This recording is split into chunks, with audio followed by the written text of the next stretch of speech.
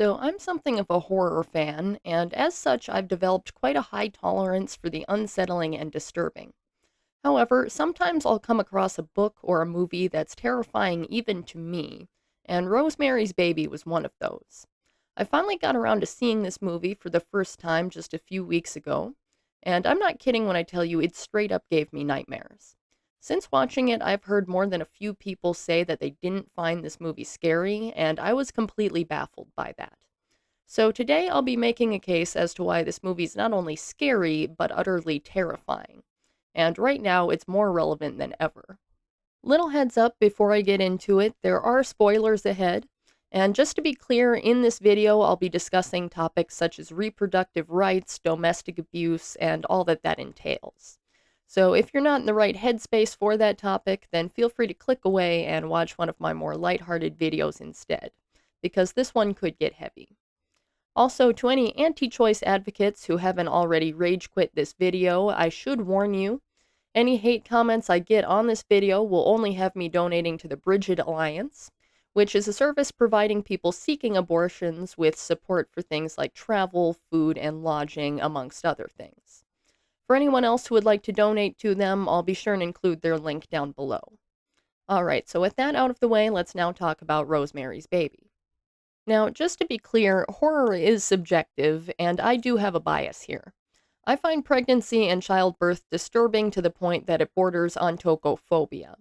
I don't have a problem with it for anybody else, but it's not something I have any desire to experience myself.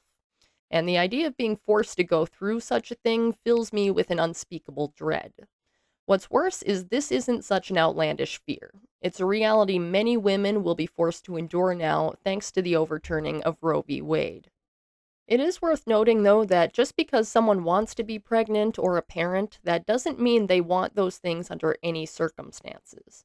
Many have health conditions that would prevent a safe pregnancy, would wish to wait until they're financially stable, or would want to find the right person to co-parent with before starting a family. Rosemary is one of those people.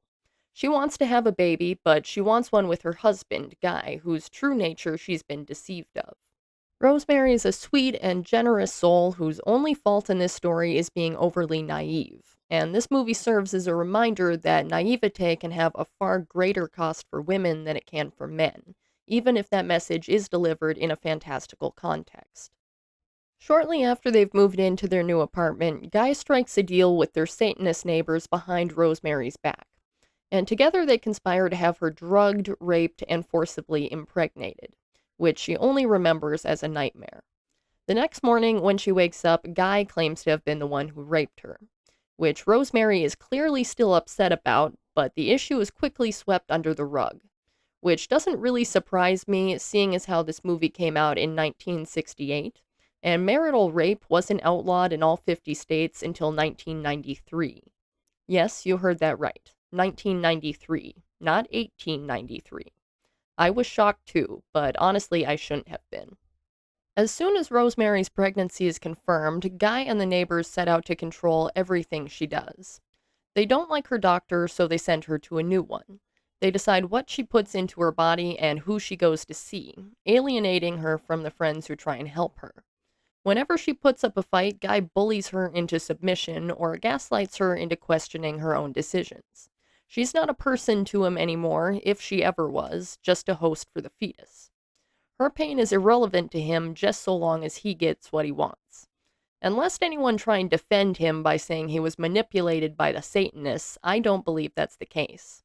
He was an asshole long before Rosemary became pregnant, which is why I think she put up with his behavior for as long as she did. He didn't fundamentally change, he just took it to a new level. When Rosemary is finally frightened enough that she runs away from Guy and the others, she goes to her original doctor and asks for help. But instead of listening to her, he dismisses her fears and calls her husband so that he can handle his hysterical wife. Here, Rosemary makes the same mistake that women all over the world have been making for ages, which is assuming your doctor cares about and wants what's best for you. And before anyone jumps down my throat, I do know that there are plenty of good doctors out there. But doctors are people with biases like anybody else.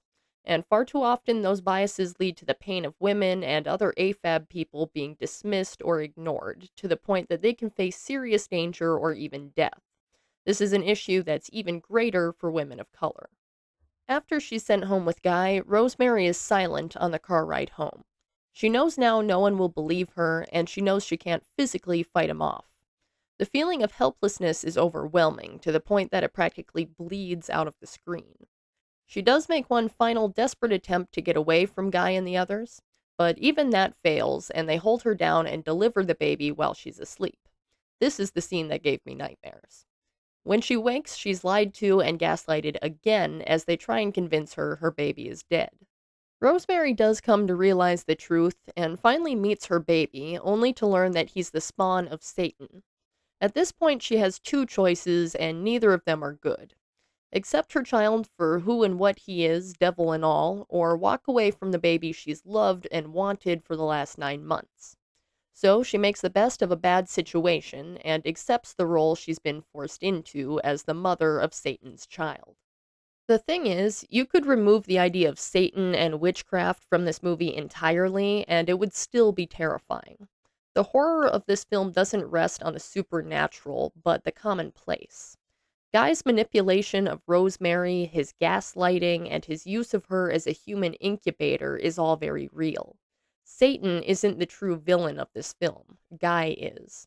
And until we live in a world where women are given full control over their bodies, Rosemary's story is one that can be repeated all too easily in real life. Now listen, I know this video's been pretty heavy today, so if you've stuck with me to the end, I do appreciate it. I promise I'll talk about something a little more lighthearted next time. Be sure to subscribe to my channel so that you don't miss it, and give this video a like if you've enjoyed it. Stay brilliant and stay strong, everybody. I'll see you next time.